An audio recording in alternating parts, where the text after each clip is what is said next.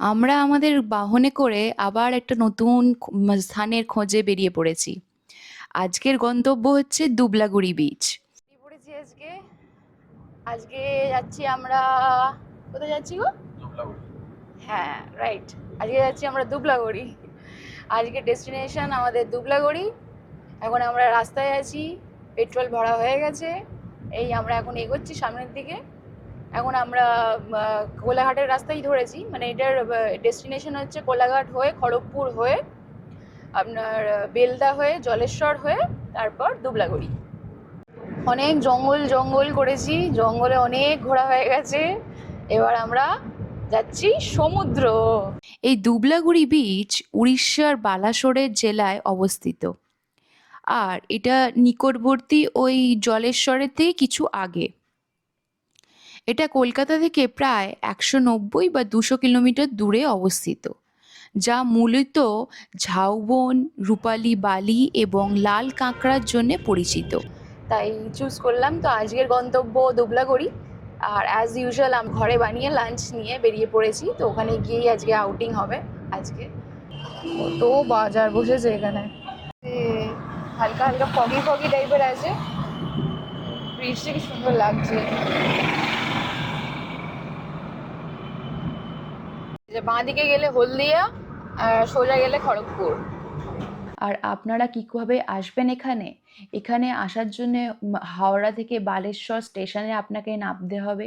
সেখান থেকে আপনারা কোনো অটো বা কোনো গাড়ি ভাড়া করে এই রিসর্টে বা এই সমুদ্র সৈকতে একদিন কাটিয়ে যেতেই পারেন। একদিন কাটাতে পারেন বা উইকেন্ড কাটিয়ে যেতে পারেন। আমাদের মতো এরম ডে আউটিং একদিনের করতে পারেন নিজস্ব গাড়ি নিয়ে এসে, বা আপনারা ট্যুরিজমে কথা বলে আপনারা ইকো রিসর্টে থাকতে পারেন কিছু দিনের জন্যে। আমরা ওই যে দুটো রাস্তা যে ভাগ হয়ে যায়, একটা খড়গপুরের দিকে বেরিয়ে যায় আর একটা তোমার বালাসোরের দিকে আসে। তো ওই বালাসোরের রাস্তাতেই আছি এখন, মুম্বাই হাইওয়ে। কি কানেক্টেডটা ছিল রাস্তাটা? এটা মুম্বাই টু কলকাতা হাইওয়ে। হ্যাঁ, মুম্বাই কলকাতা হাইওয়ে।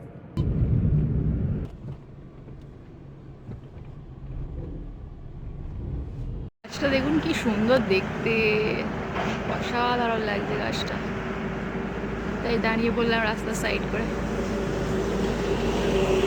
এটা পুরো লাশ গ্রিন। এই যে আমরা বাঁ দিকে নেমে যাচ্ছি হলদিপাড়ার দিকে। ডান দিকে কি ছিল গো? সোজা গেলে বালাসোর। আমরা বাঁ দিকে নেমে গেলাম, তাই তো? বাঁ দিকে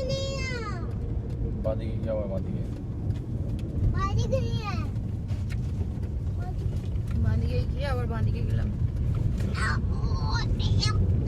তো আমরা দুবলাগুড়িতে যাওয়ার জন্য 14 কিলোমিটারে এখন রাস্তায় আছি, 14 কিলোমিটারে চলে যাব। আমরা দুবলাগুড়ি যাওয়ার জন্য তো মানে ওই সার্ভিস রোড দিয়ে বাঁ দিকে চলে এসেছি, আর এখন তো যাচ্ছি দুবলাগুড়ির দিকেই। তো এটা হচ্ছে ওয়ান ওয়ে রাস্তা, যে নিচে সার্ভিস রোড দিয়ে এলাম, সোজা গেলে তো বালাসোর। তো এই সরু রাস্তা দিয়ে মানে এটা ওয়ান ওয়ে রাস্তা একদম। আর এখানে প্রচুর গরু রাস্তায়, একটু দেখে চালাবেন। আমি ক্যামেরা প্যান করলাম। এই যে রাস্তায় প্রচুর গরু এরকম দেখতে পাচ্ছি। আর যেহেতু এটা ওয়ান ওয়ে রাস্তা, তো একদিকে আসবে গাড়ি একদিকে যাবে, সো একটু কেয়ারফুলি চালাতে হবে এখানটা।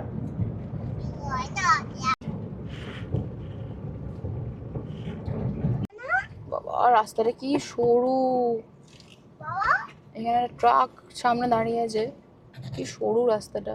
এই যে জ্যামটা কাটলো, ট্রাক ওই বাঁ দিক দিয়ে আসছে আর সোজা আমরা এখানে আসবো। ওই মাঝখানটা জ্যাম প্যাক করে রেখেছিল। রাস্তার খুব অবস্থা খারাপ, রাস্তা খাস্তা একদম, একটু সাবধানে চালাবেন। আমাদের গাড়ি নিচে ঠেকে গেছিলো। আসলে এখানে বড় বড় গাড়িও তো পাস হয়, মানে ট্রাক আপ ডাউন করে। এই ট্রাক একটা ছিল আগে, ডাম্পার ছিল, ট্রাক ছিল, দুটোই ছিল। মানে একটা আপে ছিল, একটা ডাউনে ছিল। তো তারপরে আমাদের গাড়িও সাইড করলো, তো নিচে একটু হালকা ঠেকে গেছে গাড়ি। তো একটু সাবধানে চালাবেন, প্রচুর রাস্তার অবস্থা খারাপ। আমরা তো ডে আউটিংয়ের জন্য একদিনই প্ল্যানে বেরিয়েছিলাম, একদিনই হাতে নিয়ে বেরিয়েছিলাম। কিন্তু আপনারা একটা উইকেন্ড ট্রিপও কাটিয়ে আসতে পারেন, দুদিনের ছুটি নিয়ে হাতে কাটিয়ে আসতে পারেন। কারণ এখানে অনেক ইকো ট্যুরিজমের ছোটো ছোটো রিসর্ট আছে, যেখানে আপনারা দুদিন খুব ভালো করে মনোরম এভাবে কাটাতে পারবেন। আর এখানে সবচেয়ে আরও ভালো জিনিস হলো এই সৈকতে বিশেষত্ব হলো এখান থেকে একই সাথে সূর্যোদয় এবং সূর্যাস্ত দেখা যায়। এই সমুদ্র সৈকতের কাছে ক্যাম্পিং করার ব্যবস্থাও রয়েছে। আপনারা যদি কথা বলেন ইকো ট্যুরিজম বা যে ওখানে রিসর্টগুলো আছে, ওখানে যদি কথা বলেন, ওরা আপনাকে এই বিচের সামনেও একটা ক্যাম্পিংয়ের ব্যবস্থা করে দিতে পারে। হাজব্যান্ড এখন বাঁধবে, কিছু করার নেই, একজনকে ভিডিও করতে হবে, এমনি তো খেলে খেলে বেড়াবে চারদিকে। হ্যাঁ, ওটা হ্যাঙ্গার করে দিয়েছি, টেম্পোরারি হ্যাঙ্গার, আমরা এখানে থাকবো না। আর এটা মাদুর, যেটাতে বসে খাবো খেতে। হ্যালো, দুবলাগড়ি খুবই মানে পপুলেটেড জায়গা হয়ে গেছে এখন, প্রায় দেখলাম প্রচুর এখানে ক্যাম্পিং মানে রিসর্ট টাইপের খুলে গেছে।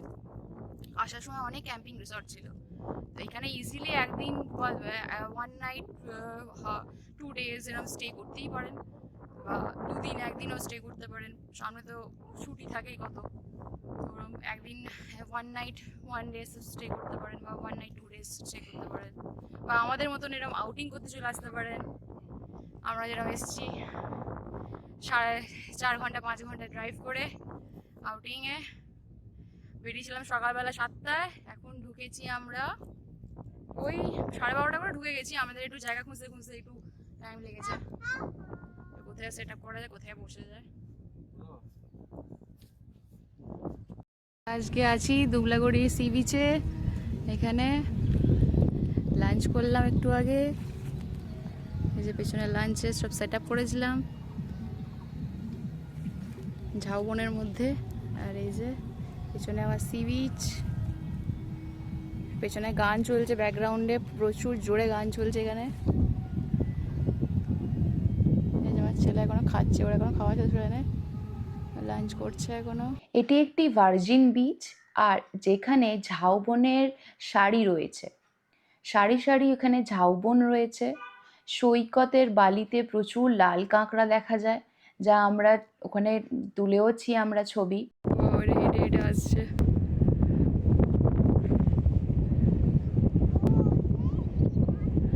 কি সুন্দর লাগছে,